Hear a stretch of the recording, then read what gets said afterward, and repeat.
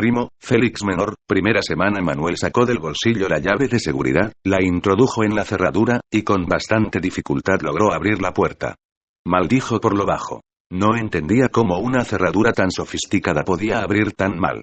Seguramente la culpa la tenía la absurda burocracia, que no dudaba en gastarse un montón de dinero en comprar equipos y después era incapaz de pagar un poco de aceite. Mientras dejaba en la silla su inseparable gabardina, se fijó en una carpeta con 2 gruesos precintos rojos sellando las solapas que destacaba en su mesa. No era la primera vez que veía una con esas características, pero sí se sintió sorprendido por el hecho de que estuviese precisamente en su despacho. Se sentó despacio en el sillón, y con la calma preceptiva de un ritual, buscó un abrecartas. En ese momento afloró una sensación, entre inquietud y curiosidad, evocándole de inmediato el ansia que se había repetido sistemáticamente durante toda su vida cada vez que abría un nuevo caso. Y con cierta excitación, rápidamente terminó de abrir la carpeta y comenzó a examinar los documentos que se encontraban en su interior.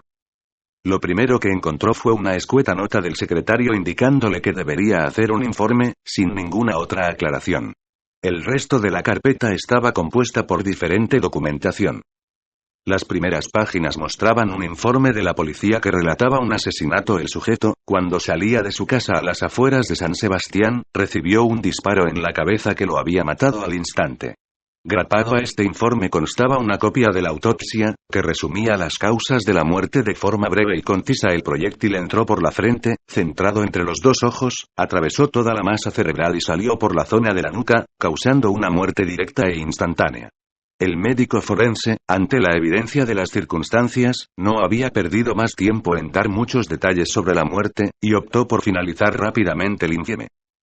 Pero Manuel, a diferencia del forense, sí comenzó a hacerse muchas preguntas. ¿Cómo sería el muerto? ¿Qué enemigos tendría? ¿En qué posición estaba situado cuando lo mataron? ¿Cómo lo esperó el asesino? ¿El impacto en la cabeza fue suerte o precisión? Y la fundamental, ¿por qué lo mataron? A cada pregunta le concedía más de una posible respuesta, así todas estas posibilidades las analizaba, en un proceso automático, fruto de años de experiencia, las aceptaba o rechazaba ajustándolas a lo que conocía, y así iba configurando una idea de cómo pudieron sucederse los acontecimientos. Siguió hojeando otros documentos generados por diferentes organismos y departamentos, sin que ninguno de ellos dijese nada especial. El fallecido aparentaba ser una persona normal. Sin deudas, sin antecedentes penales, sin multas, sin incidencias con Hacienda, con la Seguridad Social o con la justicia. Más inusual resultaba que no estuviese casado ni trabajase, aunque tampoco eran circunstancias muy significativas. Ya un poco cansado de leer toda esta información, aparentemente carente de toda trascendencia en relación con la muerte, examinó el último informe que provenía del Servicio de Inteligencia, y por fin descubrió algo que podía ser interesante. El fallecido estaba fichado como presunto miembro del grupo terrorista ETA, si bien el dato estaba fechado hacía más de 6 años y desde entonces no se mencionaba ningún tipo de relación o actuación con la organización terrorista. Por fin algo tenía algún sentido, pues sin duda alguna era por esa última información por lo que le habían enviado el expediente a su despacho. Aunque, eso sí, seguía sin conocer los criterios seguidos por el Ministerio del Interior para haber encomendado ese expediente precisamente a su persona. Fuera como fuese, en ese momento se sentía muy satisfecho al tener algo concreto en que trabajar. Después de todo, llevaba casi 3 meses en ese nuevo puesto como asesor en el Ministerio del Interior, y desde entonces no había tenido un verdadero trabajo de investigación, tan solo una sucesión constante de reuniones y cursos de formación, que con inmensos manuales con títulos tan evocadores como Operativas para Coordinación de Actuaciones de Proyectos Conjuntos, o de los Programas de Cooperación Interdisciplinar daban una idea de su soporífero contenido. La triste realidad era que, como él lo solía definir, se habían juntado el hambre y las ganas de comer, por una parte la dificultad técnica de los manuales, y por otra su escasa capacidad personal para adquirir nuevos conocimientos, así que el resultado no había sido muy alentador. Y con cierta frustración reconocía no haber logrado asimilar prácticamente nada del llamado programa de formación avanzada de personal técnico al que estaba sometido desde que entró en el ministerio. Para él este programa no era más que un eufemismo que encubría el intento para reciclar a viejos funcionarios. Inconscientemente esbozó una sonrisa, al recordar que dicho programa se utilizaba el acrónimo FAB, y que cada vez que lo pronunciaba se sentía como un viejo intentando hablar sin su dentadura postiza. A pesar de no estar muy contento en su situación, no se mostraba especialmente crítico con sus superiores. Por una parte, su particular sentido de la jerarquía le evitaba cuestionarse la existencia o conveniencia de los procedimientos establecidos. Y por otra, era plenamente consciente de sus limitaciones personales, por lo que todos estos planteamientos modernos y teóricos le superaban ampliamente, sin llegar a cuestionarse si eran o no eficaces.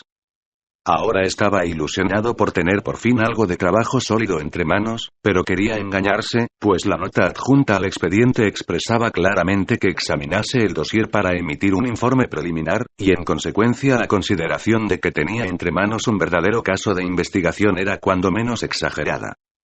Durante toda su vida estaba acostumbrado a realizar investigaciones policiales exhaustivas, y ahora, lo que pasaba en ese micromundo del Ministerio del Interior le estaba rompiendo todos los esquemas.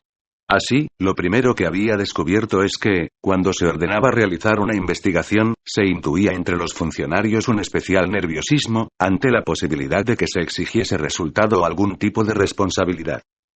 Pero los burócratas cuando quieren son astutos, y como respuesta a esta preocupación se eludía tratar cualquier tema en profundidad, y para ello ya se limitaban su compromiso desde el principio con los llamados informes preliminares, estudios básicos o análisis segmentados. Si bien aún lograron mejorar esta ambigüedad al repartir la hipotética responsabilidad entre varios, para lo cual acudían a los llamados equipos de trabajo de evaluación inicial, comités de estudio o comisiones de investigación. La obsesión por eludir todo tipo de responsabilidad era tan alta, que en todos los informes existían coletillas que habitualmente ya se escogían para finalizar los mismos, como la falta de información impide establecer conclusiones precisas o aunque los actos examinados en este informe preliminar son aparentemente legales, no se descarta que en una investigación más a fondo pudiesen detectarse irregularidades. Y especialmente recordaba una particularmente brillante. El que suscribe este informe advierte que carece de los conocimientos especializados para el examen de la cuestión analizada, sin que quedase claro para qué diablos perdía el tiempo en hacer un informe a alguien que no estaba capacitado. Naturalmente el único pequeño inconveniente que generaba esta astuta burocracia era que los problemas quedaban sin solucionarse, pero, al parecer, se trataba de una cuestión secundaria en la que nadie estaba muy interesado, cumpliéndose el famoso principio no escrito de la administración pública. Los problemas no son cosa nuestra, las soluciones, tampoco, pero lo haremos constar por triplicado. Manuel consideraba todo ese papeleo burocrático algo totalmente inútil, aunque con cierto cinismo reconocía que era el medio ideal para que un burócrata diese a un político una explicación lo suficientemente compleja y a la vez difusa sobre cualquier cuestión que impidiera encontrar la más mínima responsabilidad. Estando así las cosas en el ministerio, no tendría que realizar muchos esfuerzos para contentar al ministro. Bastaría con tomar unas notas de los aspectos más relevantes y redactar un pequeño informe de puro trámite. El teléfono sonó repentinamente, sobresaltándolo ligeramente y liberándolo de inmediato de sus pensamientos. En un breve mensaje le informaron que se convocaba el gabinete de crisis para las 7 de la tarde. La noticia no le afectó y se dispuso a seguir con su trabajo. Era consciente de que teóricamente el gabinete solo se debería convocar, por propia definición, cuando existiese una crisis, si bien desde que el actual ministro del Interior tomó posesión del cargo implantó la consigna de que mientras existiese y actuase el grupo terrorista ETA deberían estar en alerta permanente. Con esa directriz, las reuniones se sucedían, como mínimo, una vez a la semana de forma rutinaria. A las 7 menos cuarto de la tarde se dirigió hasta la sala donde se reunía el gabinete de crisis. Estaba ubicada en otra zona del edificio cercana al despacho del ministro, y aunque el suyo no estaba muy lejos, siempre le gustaba disponer de tiempo para hacer alguna fotocopia o realizar una última llamada a sabiendas que después no podría ser interrumpido.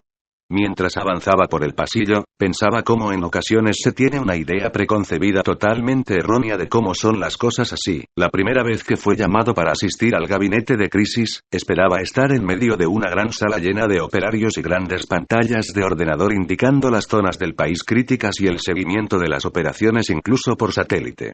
La realidad fue muy distinta, al encontrarse con una sencilla habitación, de apenas 6 metros largo por 5 de ancho, en la que destacaba como único mobiliario una mesa redonda con los sillones a su alrededor.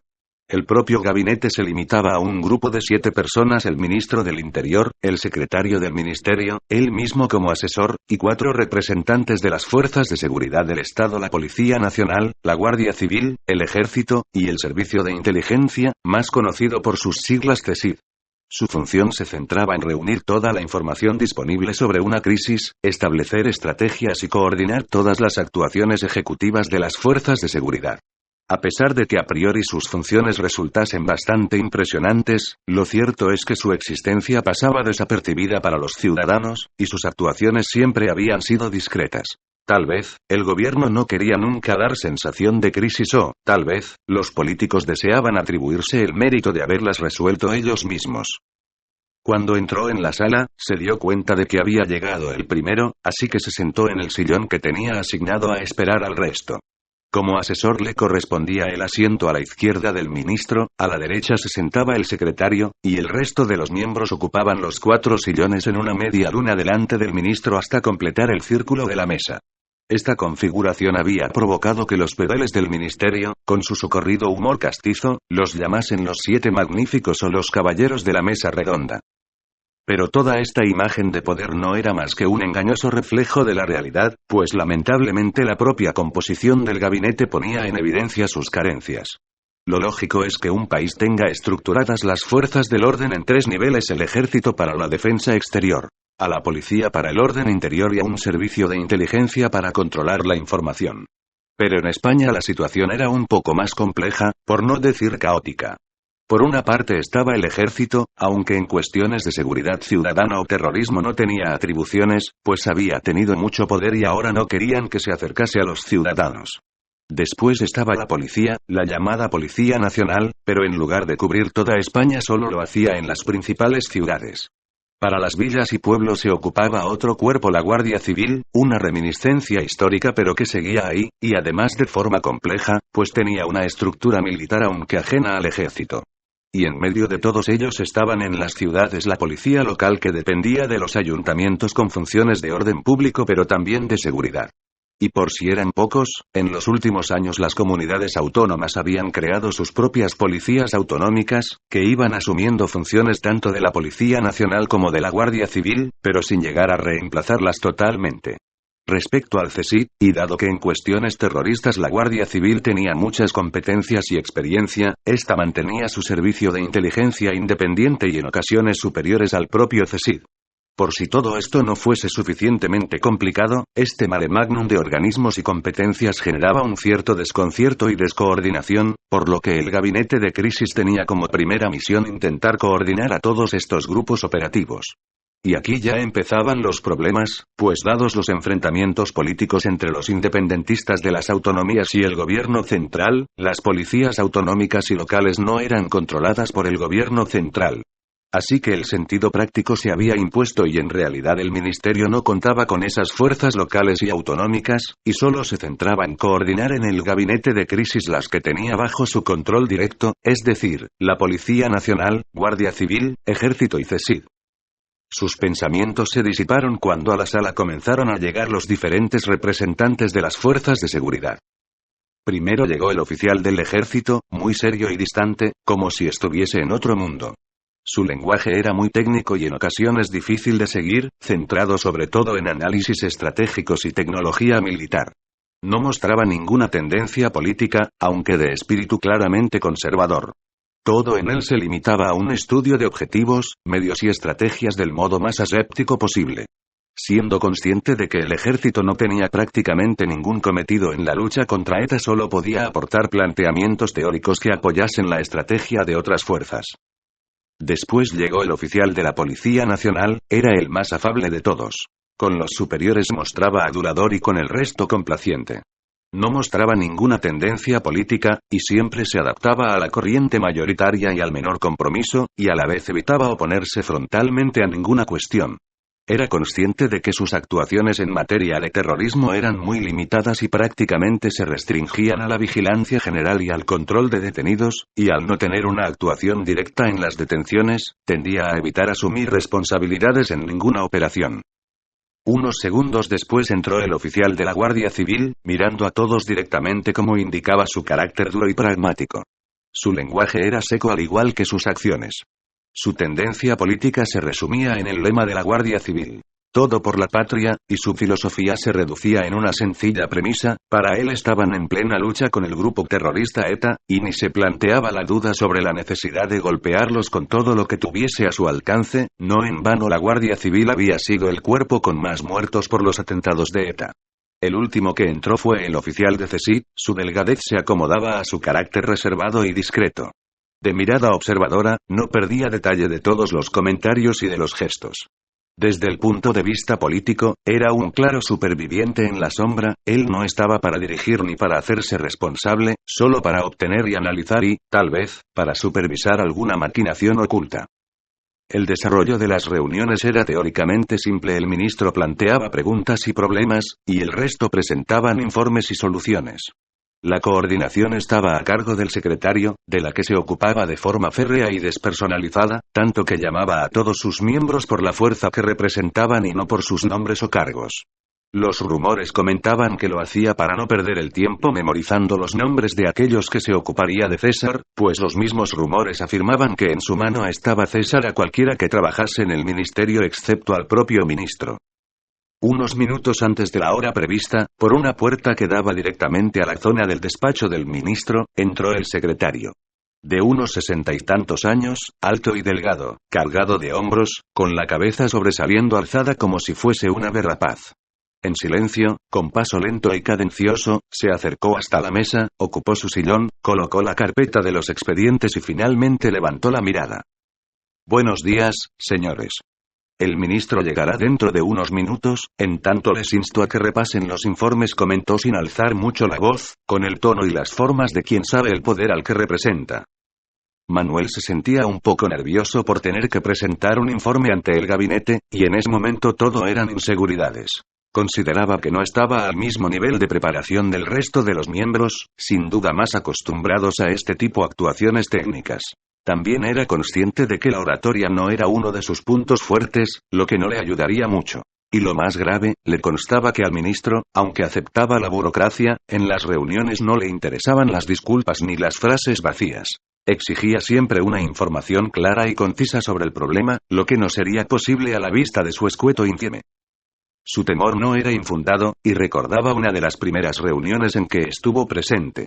En aquella ocasión el ministro solicitó una información comprometida al oficial del Servicio de Inteligencia CSIC, que intentó eludir la respuesta ante la necesidad de esperar a que su superior en el Servicio de Inteligencia le autorizase a divulgar la información comprometida.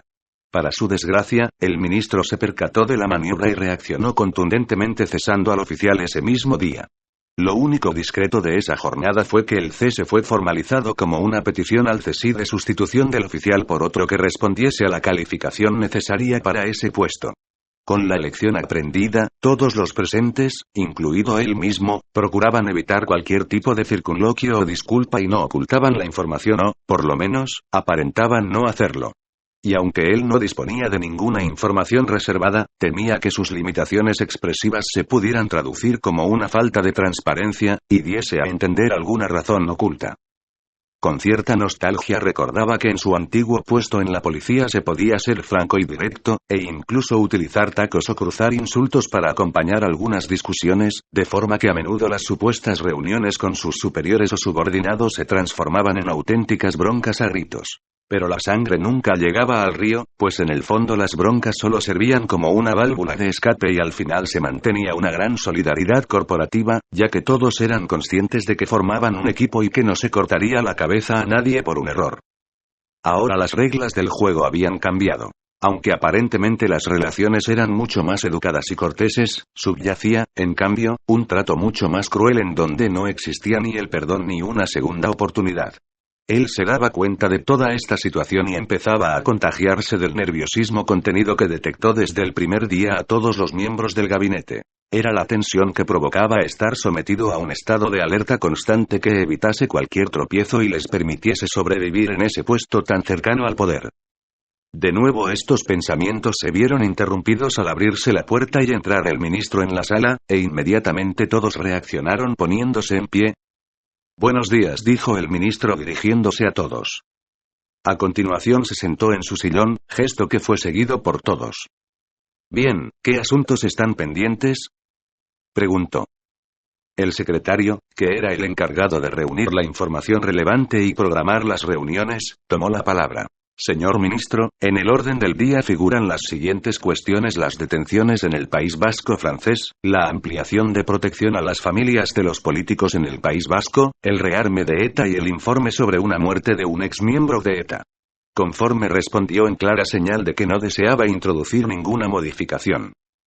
A continuación el secretario señaló con su pluma al comandante del CSIC, indicándole con ese gesto, ya conocido por todos, que pasara a exponer su informe, y solo mencionó el organismo que tenía que hablar. CSIC. Este, sin demora, tomó la palabra. La colaboración con la policía francesa está produciendo los resultados positivos. En la última operación de detección de bases operativas en el País Vasco francés se ha localizado una vivienda utilizada como casa de apoyo a la organización. Han sido detenidos 3 miembros y se ha incautado un gran material documental que estamos sometiendo a estudio. Bien, dijo el ministro, que se investigue el material y se siga cooperando con los franceses. Es necesario mantener la presión para que dejen de considerar el País Vasco francés como un santuario. El secretario, que conocía perfectamente las inflexiones tanto expresivas como verbales del ministro, se percató de que ya había finalizado ese punto y señaló al oficial de la Policía Nacional. El Policía Nacional comenzó su exposición. A pesar del enorme esfuerzo que estamos realizando, lamento comunicarle que la ampliación de la protección policial a los políticos se está volviendo imposible. Con el mismo personal de hace años hemos tenido que proteger a más de 1000 posibles amenazados. Este esfuerzo tiene agotados nuestros recursos. ¿Y trasladando parte de efectivos del resto de España al País Vasco?, le preguntó el ministro. Ya se lleva haciendo desde hace varios meses, y la realidad es que no podemos seguir ocupándonos sin retirar servicios mínimos.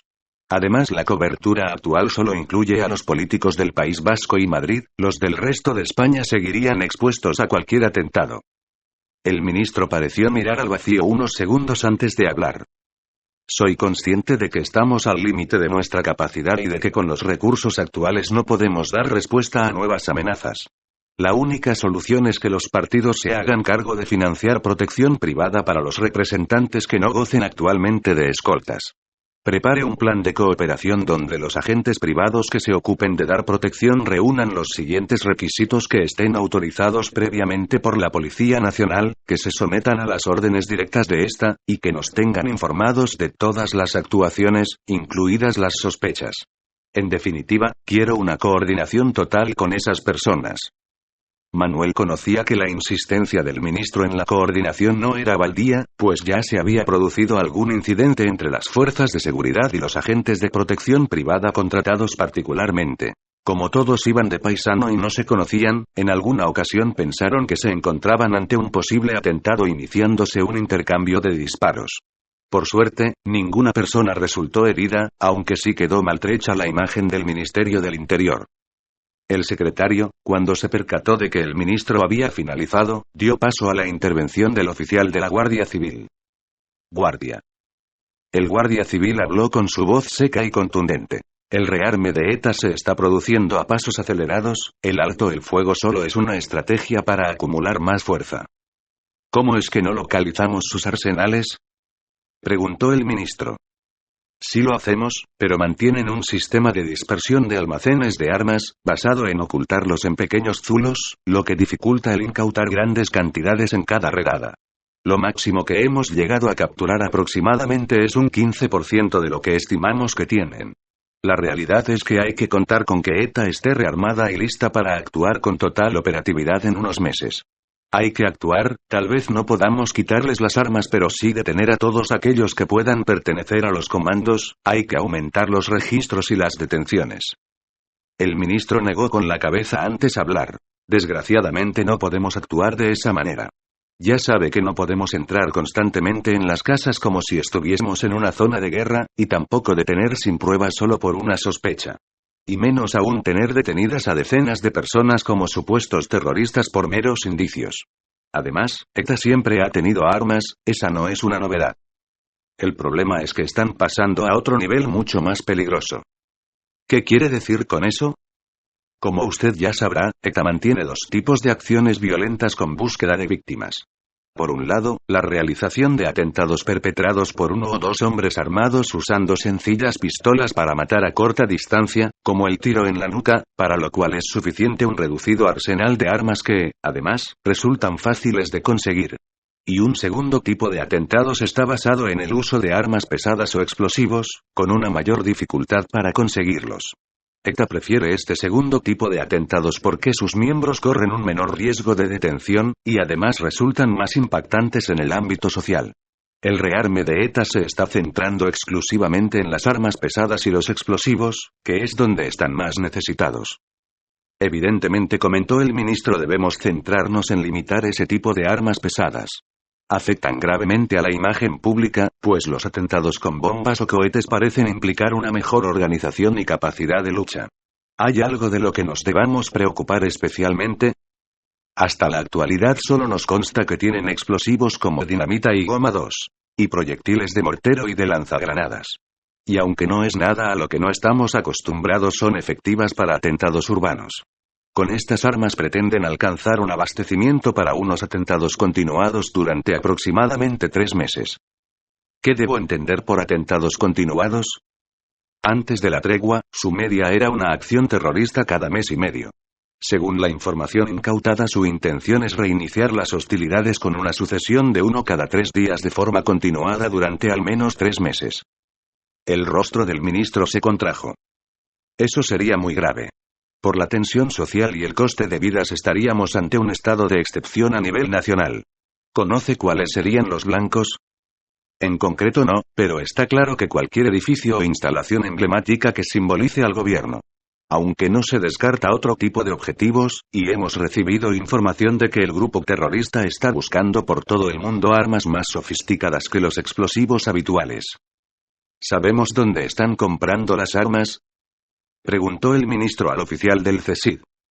Por filtraciones en los mercados de armas de Amberes, Budapest y Moscú, hay indicios de pedidos de material militar avanzado para una zona del sur de Europa que podría ser España.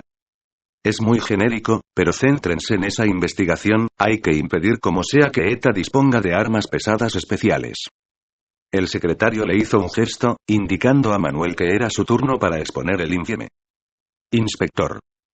El secretario llamaba a Manuel inspector, como en su anterior trabajo, ahora técnicamente era asesor, pero tal vez no lo viese como tal. Él no se había atrevido a corregirlo y ahora lo aceptaba.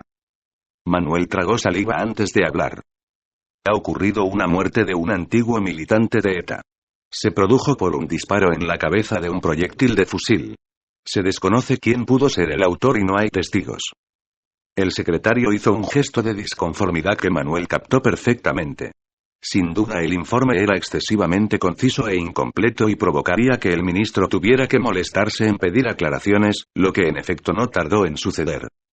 ¿En qué nivel de la organización estaba encuadrado?, preguntó el ministro. Estuvo en la sección de propaganda, y desde hace 6 años no consta que estuviese en activo. ¿Hay alguna pista? Ninguna, excepto que la muerte fue por un disparo en la cabeza con fusil, algo no muy habitual para un asesinato. Dejen la investigación para la policía, pero manteniendo un seguimiento sobre la evolución de las pesquisas por si hay algo nuevo. ¿Hay alguna cuestión más? No. Estos eran todos los asuntos previstos en el orden del día, comentó el secretario. Bien, pues una última cuestión. A partir de ahora, cuando entré en la sala, permanezcan todos sentados. Agradezco su gesto de respeto de ponerse de pie, pero no estamos en una recepción oficial, así que seamos más prácticos y dejemos la gimnasia para otro momento.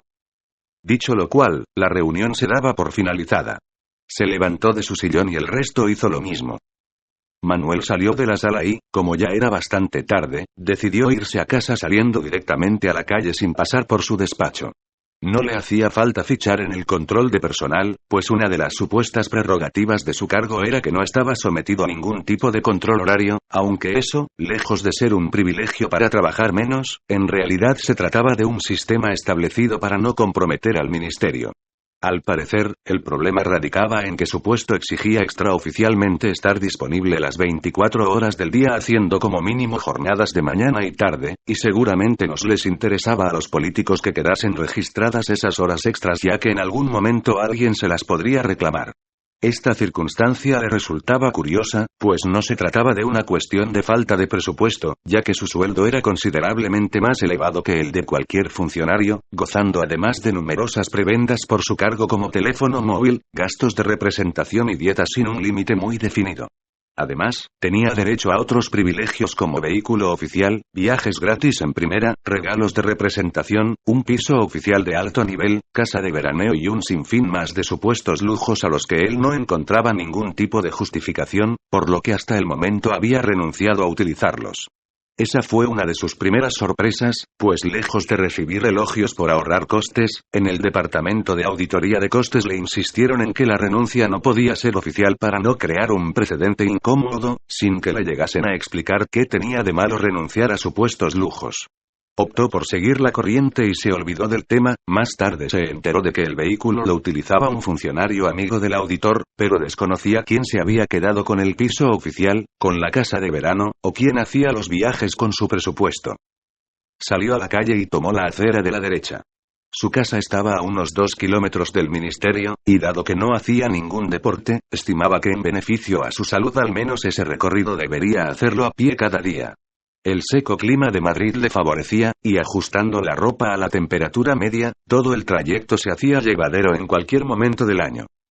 Mientras seguía su recorrido diario, centró sus pensamientos en el desarrollo de la reunión de esa tarde, de la que no se sentía muy satisfecho, pues le dio la sensación de que el ministro carecía de todo interés en escucharlo. Esta percepción le hacía sentirse un tanto inútil, sentimiento que resultaba reforzado por la innegable evidencia de que su capacidad no estaba respondiendo a lo que se podía esperar de su condición de asesor. Lo habitual, hasta que él llegó al gabinete, era que estuviese compuesto exclusivamente de oficiales o jefes que sirviesen de enlace entre las distintas fuerzas de seguridad del Estado y el ministerio. Estos eran militares de mando intermedio como capitanes, comandantes o coroneles, de expedientes brillantes, disciplinados e inteligentes y que, sobre todo, tenían presente que estaban en contacto directo con el poder político. Esta última circunstancia les motivaba a ser más perfectos en su trabajo, pues de ello dependían sus ascensos futuros. Él era plenamente consciente de que no se ajustaba al estereotipo establecido y, lamentablemente, por muchas razones a sus 59 años superaba en casi 30 la edad del más joven de los oficiales del gabinete. Carecía de títulos universitarios, así como de la cantidad de cursos de formación que cualquiera de ellos podían hacer gala. El conocimiento exclusivo de su lengua materna contrastaba con el políglota dominio de 2 o 3 idiomas por cualesquiera de sus compañeros.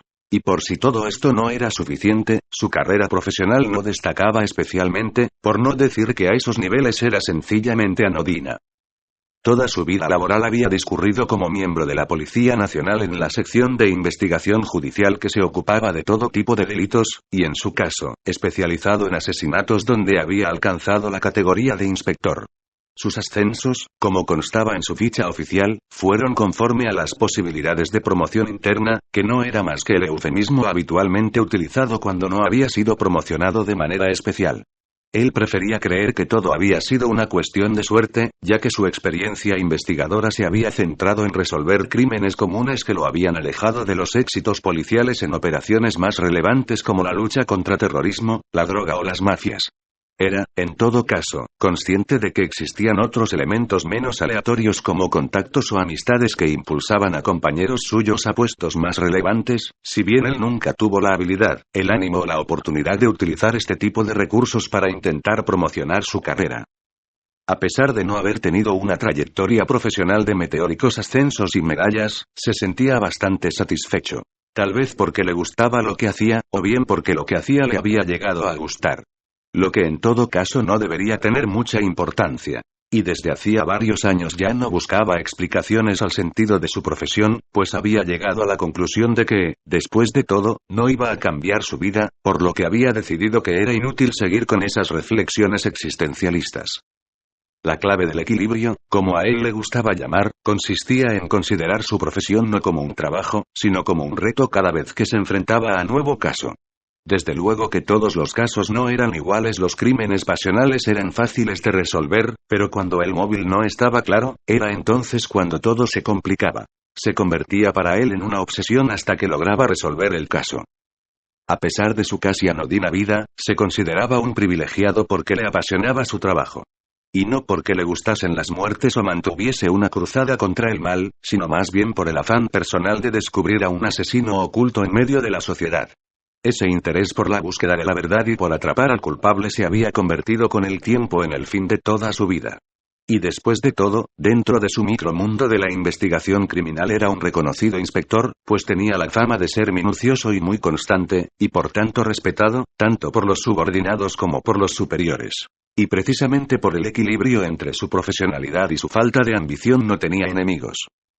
En los últimos años había asumido con perfecta naturalidad que su carrera profesional prácticamente ya había tocado techo y solo le quedaba la ilusión de dejar formados a otros inspectores antes de jubilarse. En este estado de su vida fue cuando recibió la noticia de su nombramiento como asesor en el gabinete de crisis del Ministerio del Interior. Fue una auténtica sorpresa, no había solicitado ningún traslado y tampoco conocía ni al ministro ni a su entorno político. Por eso se sorprendió al ser escogido para ese puesto, para él inalcanzable. Así, durante las primeras semanas en su nuevo destino, decidió indagar las razones por las que fue elegido entre otros preferentes candidatos. Aprovechando la circunstancia de que su despacho estaba dentro del ministerio, estuvo atento a los constantes rumores que circulaban todo el día, ya que muy a menudo las noticias llegaban antes por los pasillos que por el conducto oficial. Pero, pese a su atención a las especulaciones y comentarios, sus indagaciones para descubrir el motivo de su nombramiento no habían fructificado. Lo único de lo que logró enterarse fue que a los propios funcionarios del Ministerio del Interior también les sorprendió el nombramiento. Su curiosidad llegó al punto de preguntárselo directamente al ministro, pero este no le aclaró gran cosa cuando solo le comentó: le elegí porque me pareció la persona cualificada para el puesto. Lo que sí pudo constatar era que, dada su condición de personaje anodino, no había generado ningún tipo de confrontación política. En definitiva, había sido una decisión personal del ministro, por lo que los motivos reales de haberlo escogido seguirían siendo una incógnita.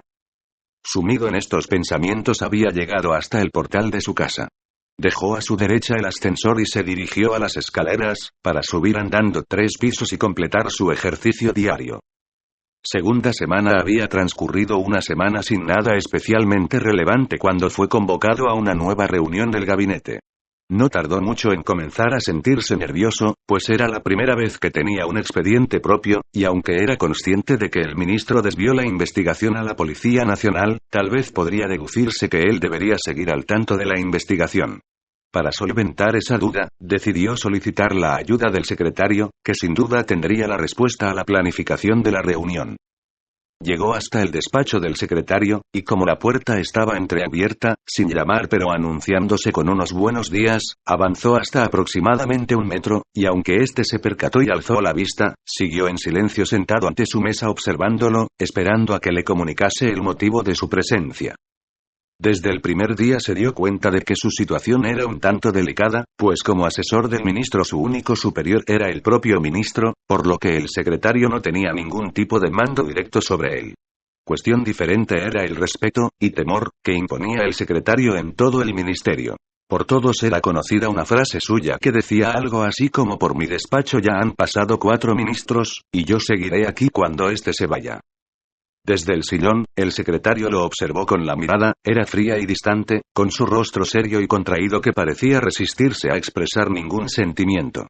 Manuel, como buen conocedor de la condición humana, detectó que esa aparente tranquilidad era herencia del hábito durante años en el seno del ministerio, donde la pasividad servía como un sistema de protección ante lo desconocido. Sin duda era un claro exponente de la máxima entre los funcionarios con poder de no dar el primer paso ni mostrar las intenciones, dejando el dudoso privilegio de cometer errores al resto de los imperfectos mortales, mientras ellos se atrincheraban detrás de los reglamentos y normas eludiendo toda responsabilidad. La mesa atrajo su atención al reinar en toda ella un orden escrupuloso, incluso obsesivo a su juicio, los expedientes en un lado perfectamente agrupados. Los informes en otro ordenados por colores. La correspondencia clasificada y agrupada por tamaños. Hasta los bolígrafos estaban colocados en perfecto paralelismo a un bloc de notas. Si esa mesa reflejaba un carácter, ese hombre vivía con un reglamento debajo del brazo hasta para ponerse los calcetines. Su hábitat laboral exteriorizaba una filosofía muy personal conforme a la que todos los que estaban bajo ese techo deberían regirse por sus mismos criterios de conducta. Manuel, a pesar de su independencia jerárquica, prefirió adoptar una actitud sumisa que favoreciese la colaboración. Buenos días, repitió, ¿tiene un minuto libre para atenderme? ¿Libre, ha dicho? Difícilmente. Ya sabe que son muchas mis obligaciones y responsabilidades. Iba a disculparse por haberlo molestado cuando siguió hablando. Aunque, como veo que me necesita, haré un hueco y le atenderé. Por un instante se planteó si esa respuesta se trataba de una crítica a su presencia o una concesión de favor, y si merecía una respuesta a su nivel. Optó por aparentar no sentirse afectado, seguir a lo que realmente le preocupaba. Vera, tengo unas dudas sobre el contenido de la próxima reunión, no sé si tengo que informar al ministro. El secretario consultó una amplia agenda, que solía llevar a todas las reuniones y apuntar todo lo que había pasado. Según mis notas, el ministro le dio instrucciones concretas. No le gustó el comentario ya que lo dejaba como a un inútil incapaz de entender las más sencillas directrices. Sí, las recuerdo. Dijo que investigase la Policía Nacional de forma ordinaria. Por eso tengo la duda de si tengo que informar de algo en la reunión. El secretario lo miró con un cierto aire de superioridad. Después de unos segundos de calculado silencio, levantó la mirada para hablar como si se dirigiese a un público más numeroso. Un informe se presenta cuando yo estimo que es un expediente nuevo de interés genérico o cuando hay una información que merezca la pena ser destacada sobre algún expediente en trámite. Si bien en este expediente que estamos analizando yo no aprecio que se cumpla ninguno de los dos supuestos, no lo introduciré en el orden del día. Lo dijo en un tono de total poder, como si fuese él y no el ministro el que decidiese todo lo que tenía que pasar. Parecía haber acabado, cuando siguió hablando con voz casi susurrante. En todo caso, me permito recordarle que el ministro podrá en cualquier momento requerir información sobre el estado de la investigación. Por lo que la circunstancia de que yo no lo incluya en el orden del día no implica que descuide su informe. Esa será su exclusiva responsabilidad. Manuel, entonces, se percató de que el secretario, con muchas tablas en su oficio, no se expondría a que un ingenuo inspector lo pusiera en evidencia ante el ministro. También tuvo muy claro que estaba totalmente a la defensiva, por lo que de nada serviría insistir en buscar alguna colaboración. Me ha quedado claro. Gracias, le dijo secamente, dejando ver que había dado por finalizada la cuestión. No tiene por qué agradecerlo. Ya sabe que es mi responsabilidad que todo funcione, e intento ayudar en lo que puedo. Manuel apreció claramente la maniobra del secretario. Cuando notó que ya no estaba comprometido, cambió la prioridad y ahora intentaba quedar bien.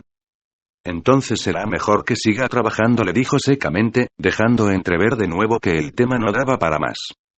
El secretario no contestó, y solo asintió con la cabeza, mientras Manuel abandonaba sin dilación el despacho.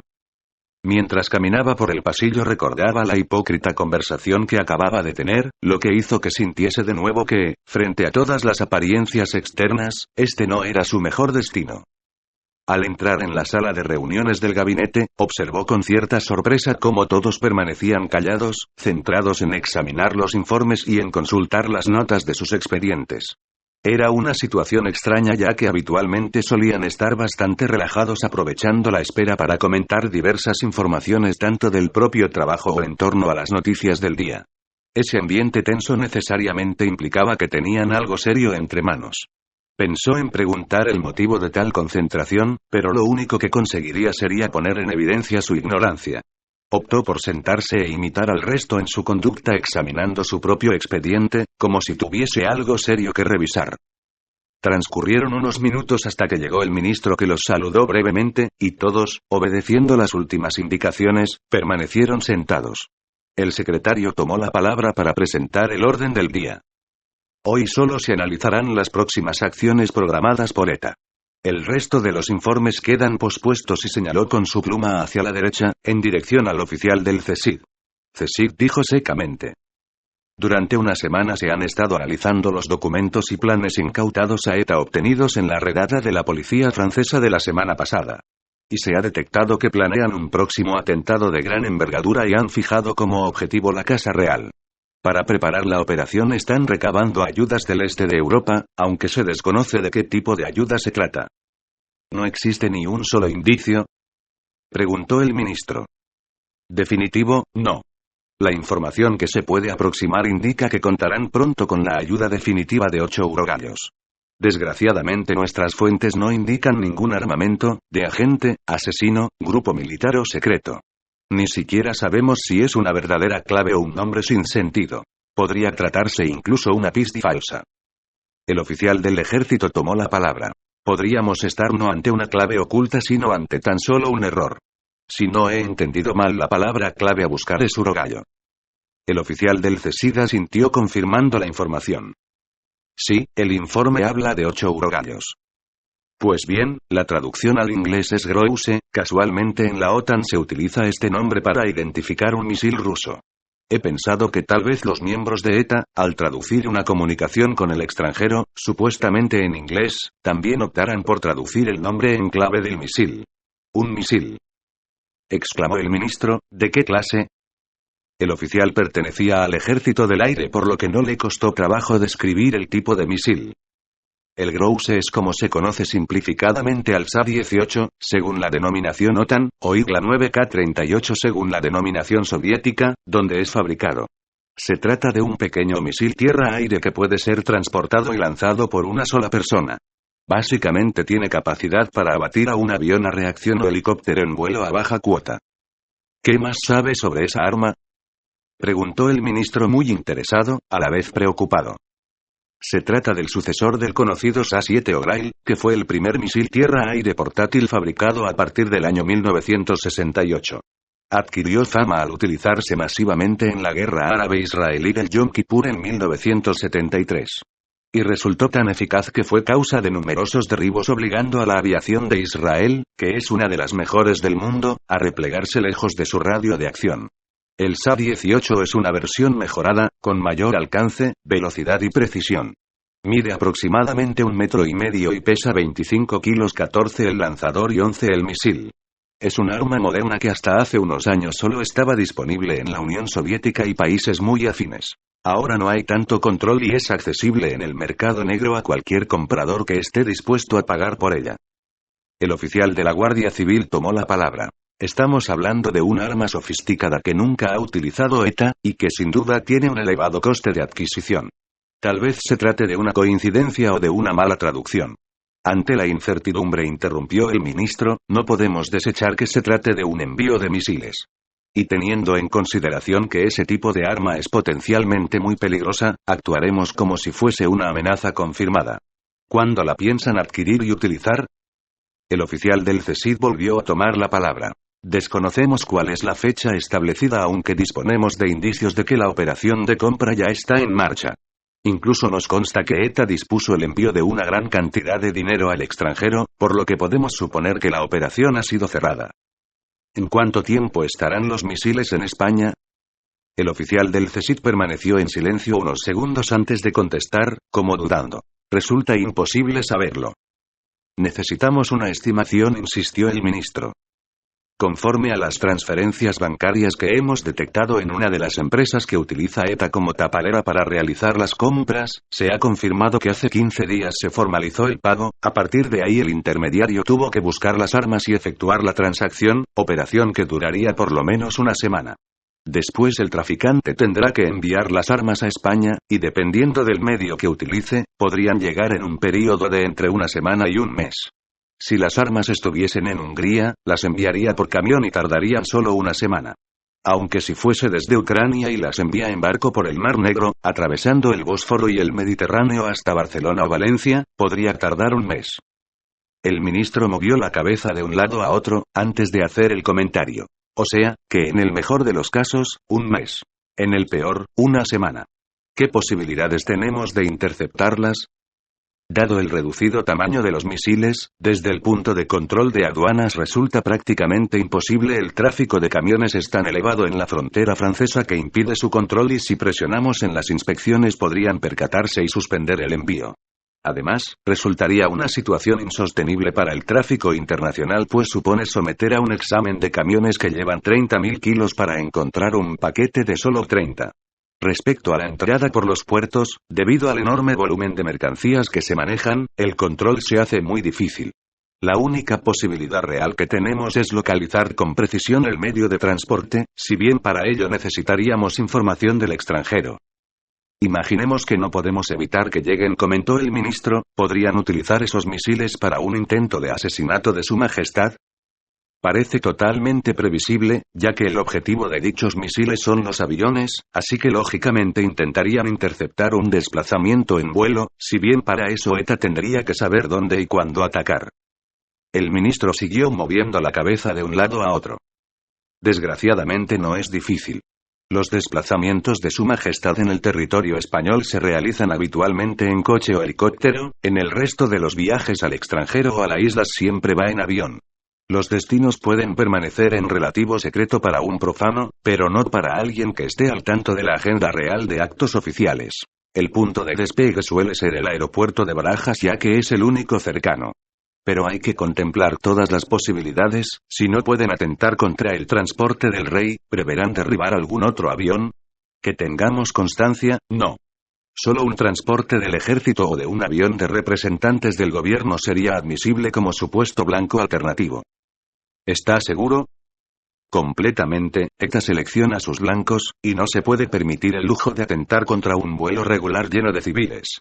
Ante todo es una cuestión de imagen. La sociedad del País Vasco puede soportar los atentados puntuales contra símbolos del Estado. Lo que nunca admitiría es que sus rutas de comunicaciones sobre las que sustenta su economía se pusieran en entredicho al cuestionarse su seguridad matando a civiles. El ministro se volvió hacia el oficial del ejército. Me parece un misil muy pequeño y en consecuencia no debe llegar muy lejos. ¿Qué características tiene? El rango de acción operativo o distancia a la que puede alcanzar su blanco es de 5 kilómetros, aunque podría llegar hasta 8. La cuota o altura que alcanza es de 3.500 metros. Su velocidad es de 2,2 Mach, aproximadamente unos 2.400 kilómetros por hora. Se orienta por rayos infrarrojos siguiendo el calor de los motores del avión. Y su carga explosiva es de 2 kilos. Parece un arma pequeña para atentar contra un blanco grande como un avión comercial. En efecto, contestó el oficial, los efectos de la explosión difícilmente producen daños estructurales al avión, si bien son suficientes para dejar inutilizado el motor donde explosiona. Si la nave dispone de otro motor y no se encuentra en una maniobra comprometida, como un despegue o un giro a baja cota, el impacto no es crítico, aunque debe abortarse el vuelo y tomar tierra con urgencia. Contra un aparato de un solo motor, como un helicóptero, suele producir su derribo inminente. Ya me ha convencido de que es lo suficientemente peligroso. ¿Cómo se puede neutralizar? Es posible detectarlos una vez lanzados, aunque el tiempo de reacción es reducido, y si se disparan bengalas o señuelos, se pueden confundir de rumbo y evitar que impacte con el blanco. Pero no es un método totalmente seguro, ya que los últimos misiles diferencian distintos tipos de calor, con lo que no resulta fácil engañarlos. Entonces, ¿suelen acertar? Su precisión es muy alta, pues utiliza para seguir el blanco un sistema llamado lógica proporcional de la convergencia, lo que implica que no solo sigue al avión sino que también calcula dónde estará el avión y lo intercepta, haciéndolo más preciso y difícil de eludir. Eludir el impacto es posible, solo en cierta medida, para un avión de combate tipo F-16 o F-18, pero para un avión de transporte o de línea es prácticamente imposible.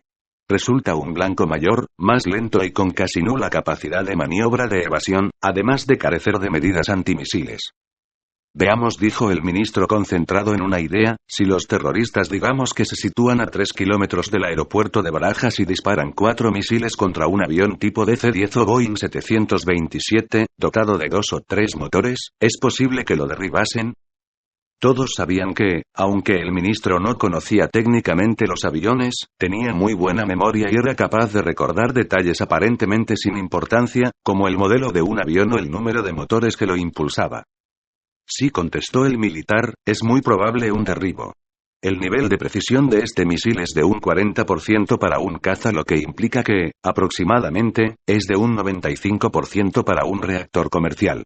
Habría que contar con que al menos 3 de los 4 misiles harían impacto, causando la pérdida, como mínimo, de 1 o 2 turborreactores, si tenemos en cuenta que puede impactar más de un misil en un mismo motor, pues solo se apunta al blanco en general. En el caso de que quedase como mínimo un turborreactor intacto, teóricamente podría volar, pues toda aeronave está diseñada para que pueda sustentarse con un solo impulsor. Pero si los motores dañados se desprenden, el combustible almacenado en las alas se incendia o los mandos hidráulicos quedan afectados, el avión puede caer igualmente, sobre todo si está despegando, pues es el momento más crítico del vuelo y cuando necesita más potencia. Según dijo, le interrumpió el ministro, ese sistema de misiles guiado por infrarrojos se puede engañar lanzando señuelos o bengalas para desviarlos. Sí, es posible, pero no es un método muy útil. De hecho, el uso de señuelos solo reduce un máximo de un 50% el porcentaje de impactos y esta estadística procede de pruebas con aviones militares. Por otra, hay que tener en cuenta el factor del tiempo de reacción. El misil vuela a una velocidad de 2000 km por hora, lo que implica que recorre aproximadamente unos 700 metros por segundo. Por lo que si el blanco está a 3 o 4 kilómetros, tardará tan solo unos 5 segundos en hacer impacto, sin que dé tiempo para activar los sistemas. Los países más avanzados tecnológicamente, como los Estados Unidos, tienen sistemas automáticos instalados en sus aviones para detectar misiles y activar los señuelos. Pero nosotros carecemos de estos sistemas, lo que limita nuestra capacidad de respuesta automática. En todo caso, el misil tiene un radio de acción corto y los aviones vuelan alto y, por tanto, lejos de su alcance. Sí, en efecto. Un avión comercial suele volar a 30.000 pies, es decir, unos 10.000 metros, muy por encima del rango del misil. Entonces, solo le pueden disparar en el momento puntual del despegue o aterrizaje. Correcto. El avión se eleva aproximadamente con un mínimo de un 15% de inclinación, lo que significa que cada kilómetro que recorre se eleva como mínimo 150 metros. Por tanto, a los 5 kilómetros de radio de acción del misil la nave estará a una altura unos segundos de 750 metros, es decir, dentro de la cuota del misil, que es de 3.000 metros de altitud. Teniendo en consideración estos cálculos, el momento del despegue resulta idóneo para lanzar los misiles en los alrededores del aeropuerto. Ha dicho despegue, pero también podría ser aterrizaje. En efecto, pueden atentar en cualquiera de esos momentos, pero en el despegue la potencia de los motores es crítica, mientras que en aterrizaje no tanto, ya que los motores van al mínimo, por lo que su pérdida podría incluso no afectar gravemente al aterrizaje. ¿Cree que podríamos asegurar una zona de seguridad en Barajas o en el aeropuerto donde aterrice o despegue el rey? Preguntó el ministro dirigiéndose al oficial de la Policía Nacional. Si es misil mide 1,5 metros y pesa 25 kilos, resultará fácil de ocultar en cualquier vehículo. Siendo realistas, no podemos detectarlo ni evitar que se introduzca en el radio de acción, máxime si es urbano y densamente poblado. Solo nos queda el tiempo de reacción desde que es sacado del vehículo hasta que se lanza. ¿Cuánto tiempo tarda en montarse, apuntar y ser disparado? Preguntó al oficial del ejército. Si se está familiarizado con su funcionamiento, basta con 15 segundos. Solo hay que retirar unas protecciones y los seguros, apuntar asignando el blanco y disparar. Considero que para una operación de localización y neutralización 15 segundos es muy poco tiempo para reaccionar. Eso exigiría contar con sistemas de vigilancia y equipos de acción de por lo menos 1.000 hombres para el aeropuerto y sus alrededores. ¿Tantos hombres? Sí, como mínimo. Hay que tener en cuenta que con una furgoneta, en unos segundos, los misiles pueden ser montados y lanzados, y que las zonas de los aeropuertos están densamente urbanizadas. Si no se dispone de un equipo que cubra toda la zona, y que pueda actuar inmediatamente con francotiradores, no podría obtenerse mejor resultado que detener a los terroristas después de realizar el atentado. Entonces, ¿sería posible proteger la zona si dispone de los suficientes hombres? No con total seguridad. Con tan poco tiempo de reacción, aun contando con un despliegue masivo, no habría garantías de poder impedir el disparo de los misiles. A ello hay que sumar los riesgos colaterales, ya que en el momento del despegue del avión, cualquier sospechoso que esté cargando o descargando algún bulto desde un vehículo se arriesga a ser abatido por los francotiradores como posible terrorista. Lo único seguro sería trazar un radio de seguridad aislado, lo que conllevaría a afectar a zonas habitadas y vías de comunicación. ¿Entonces podríamos cambiar de aeropuerto? Sí, aunque no deja de ser una solución provisional hasta que los terroristas se enterasen. Además, el problema no se limita a un aeropuerto, también los desplazamientos en helicópteros, que son más vulnerables al volar a baja altura. El ministro se quedó unos segundos en silencio y después se dirigió a todos. Lo que me están diciendo en definitiva es que no podemos evitar que entren en España las armas, y tampoco proteger al blanco. En la sala se hizo un silencio lo suficientemente elocuente para que el ministro no esperase contestación. Evidentemente con tan poco margen de maniobra, solo nos queda la opción de intentar localizarlos antes de que salgan del lugar de origen o localizarlos cuando se lo entreguen a ETA, lo que nos lleva a la necesidad de disponer de alguna información privilegiada de ciertos países. Dirigió su mirada al oficial del CSID. ¿Es posible contar con la colaboración de los servicios secretos de Rusia o Estados Unidos? Con el servicio secreto ruso, el FSB, no podríamos contar, pues son ellos los que permiten indirectamente la venta de estas armas militares o en el mejor de los casos no lo controlan. Con la CIA en estos momentos tampoco. No tienen un ánimo de estrecha colaboración pues prefieren reservar las fuentes de información privilegiada para solucionar sus propios problemas. Aunque, naturalmente, en el mundo de la información todo tiene su precio. El ministro era consciente de esta última apreciación, recordando que el ministro de Asuntos Exteriores le había comentado que no era posible contar con más ayuda de Estados Unidos en estos momentos sin que entrasen en juego otras consideraciones económicas, como la compra de equipo militar a ese país, lo que resultaba muy difícil, pues todos los compromisos militares estaban centrados en un proyecto, dentro de la Comunidad Europea, para desarrollar armamento propio y unificado. Habrá que buscar otra salida. ¿Podemos conseguir la información directamente de ETA? Preguntó al oficial de la Guardia Civil. Estamos atentos, pero hasta ahora no hay ningún indicio. Necesitamos utilizar todo lo que tengamos. ¿El viejo podría ayudarnos a localizar los misiles? El oficial se puso un poco nervioso. No lo creo. El viejo está cerca de la información pero no en los comandos operativos, por lo que no estaría nunca encargado de la misión. Además, si intenta enterarse desde su posición actual, podría generar sospechas y ser descubierto. Entonces, cree que no es útil para obtener información. Su utilidad general nunca se ha cuestionado. Pero su actuación puntual sería muy arriesgada y comprometería informaciones futuras, así como su propia seguridad. Aconsejo utilizar la información que nos facilite, sin llegar a forzar su situación, ya que es demasiado valioso para arriesgarlo en una misión concreta. El ministro recapacitó unos segundos. Me temo que el impacto a nivel nacional de este tipo de atentado exige que comprometamos todos los recursos de que dispongamos. Está decidido, utilice a su hombre y otorgue prioridad alfa para esta misión. El oficial de la Guardia Civil no replicó y Manuel entendió el motivo. Se acababa de dar una orden con prioridad alfa, y solo la orden directa del ministro, del presidente del gobierno o del rey podría detener su ejecución. Este protocolo evitaba que los militares, acostumbrados a seguir un mando jerárquico, pudiesen abortar una misión al recibir una orden de un jefe intermedio que dudase del mantenimiento de las órdenes. En la reunión siguieron analizándose asuntos menores, y no tardó en concluir. Entonces, Manuel sintió una repentina sensación de alivio. Había estado desde el principio preocupado por tener que informar sobre su caso, consciente de que la falta de nuevos datos le dejaría en evidencia. Ahora, ya relajado, se tenía un tanto inútil frente al resto de sus compañeros que habían aportado información y soluciones durante toda la reunión, mientras que él permanecía callado sin tener nada que decir.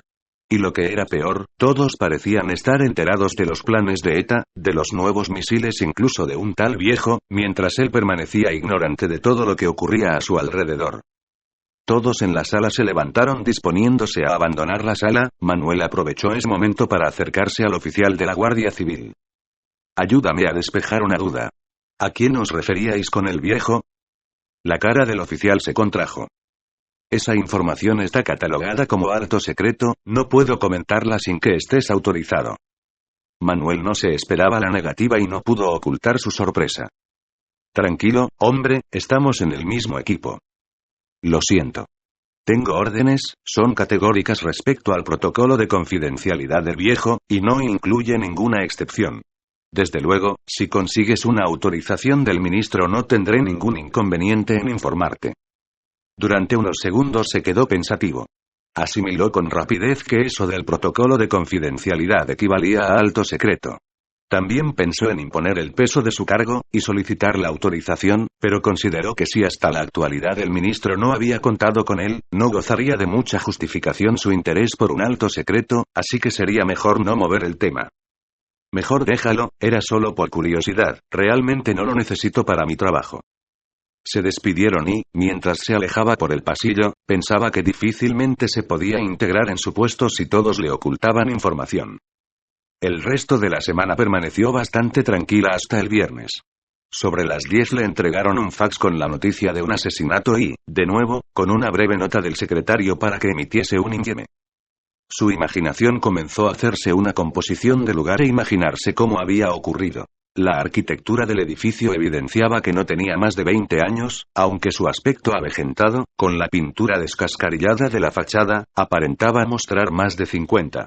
Esta imagen se repetía en todos los bloques de esa zona residencial de la periferia de Bilbao, evidenciándose que, como consecuencia de las ajustadas economías de sus propietarios, se anteponían otras prioridades domésticas a la estética exterior de sus viviendas. La puerta de la entrada principal del edificio gimió de forma lacónica mientras se abría y era franqueada por un hombre. Este se paró en los primeros escalones, giró la cabeza a la derecha y luego a la izquierda, recorrió la calle con una lenta mirada hasta detenerse en un vehículo, de color rojo llamativo, y estacionado en la acera de enfrente. Acto seguido se desplomó y quedó tumbado en el suelo, con su mirada al cielo, mostrando en la frente un pequeño agujero. Sus pensamientos duraron poco, pues el fax con la noticia de la muerte que había llegado a su mesa hacía tan solo unos minutos apuntaba muy pocos datos. Así que ni se molestó en especular más hasta que tuviese más información, y volvió a concentrarse en la lectura de un tedioso manual técnico legal, que ya había provocado que jurase sobre medio santoral. No llevaba más de 10 minutos dedicado a ese monótono esfuerzo cuando el teléfono sonó rompiendo su ya escasa concentración. Lo descolgó y de inmediato reconoció la seca voz del secretario. Como ya sabrá, hace una hora se ha cometido un asesinato en el País Vasco. Yo me dispongo a comunicárselo al ministro, pero seguro que esperará un informe urgente de usted, en base a la información que he hecho llegar. Estaba incómodo por un molesto dolor de cabeza que comenzó cuando se despertó y se fue incrementado a lo largo de la mañana. En esas condiciones no tenía ningún tipo de predisposición para perder el tiempo en tonterías burocráticas, y menos aún seguirle el juego al secretario que solo quería aparentar que controlaba la situación con informes inútiles. Pues mejor será que no espere gran cosa, no sé nada de ese atentado. Le recuerdo que tiene la obligación de informar al ministro. Ese tono lacerante unido al aire de superioridad y prepotencia le sentó como una patada en sus partes. Puede recordarme lo que quiera, pero si no tengo ninguna información no pienso perder el tiempo haciendo un informe que no valga para nada. Si usted cree que puede hacerlo mejor, hágalo. El secretario no era hombre intimidable ni fácil de acallar, y su respuesta fue inmediata. No es mi cometido suplir sus deficiencias, esa será su exclusiva responsabilidad ante el ministro. El secretario mantenía su actitud de eludir responsabilidades, y se expresaba con voz exageradamente pausada que acababa por desesperar a Manuel. Pues entonces deje de pedirme informes inútiles. Cuando me llame el ministro ya lo lidiaré como pueda. De nuevo, la voz pausada del secretario se impuso, como si ningún comentario le afectase. Si usted no se siente capacitado para asumir sus responsabilidades, debería cuestionarse seguir ocupando este cargo. Aunque la amenaza sonó clara, el persistente dolor punzante en las sienes impidió que le afectase la más mínimo. Solo deseaba que lo dejase en paz cuantos antes. No me diga. Eso sí es una novedad. ¿Desde cuándo se asume aquí alguna responsabilidad por no ser eficiente? Así que déjese de chorradas y dígale al ministro que no sé nada, pero si me deja tiempo buscaré alguna información. Y sin darle tiempo para una réplica, colgó el teléfono. De inmediato, se dio cuenta de que se había excedido. Era cierto que el asesor del gabinete se trataba de un puesto de confianza del ministro, y como tal, no estaba a las órdenes de ninguna otra persona, incluyendo al secretario. Pero también era igualmente cierto que el secretario era un hombre con mucho poder, y no era bueno contrariarle. De todas formas, en esos momentos tampoco le importaba mucho si tenía que mandarlo al carajo y enfrentarse directamente con el ministro. No habían transcurrido ni 20 minutos, cuando Manuel recibió la llamada de la secretaria del ministro, para que se presentase en su despacho. Cuando llegó hasta la antesala del despacho del ministro, miró a la secretaria, quien asintió con la cabeza, indicándole con este gesto que el ministro no estaba ocupado y que podía pasar. Golpeó la puerta con sus nudillos 2 veces, y 5 segundos después entró, respetando así el ritual que le habían indicado el primer día. Cerró la puerta y se situó a 2 metros de la mesa, frente al ministro, el cual estaba acompañado por el secretario, que enseguida tomó la palabra. El motivo de la reunión es el inminente asesinato de uno de los asesores de prensa de HB. Manuel era consciente de que, aunque el partido político se denominaba Herri Batasuna, las siglas HB eran sobradamente conocidas para identificar a la organización nacionalista vasca que justificaba políticamente la lucha armada por la independencia. ¿Quién lleva la investigación?, preguntó el ministro. El secretario se anticipó. Nadie ha sido asignado oficialmente. Si bien, el inspector dijo mirando a Manuel, está trabajando en un expediente con características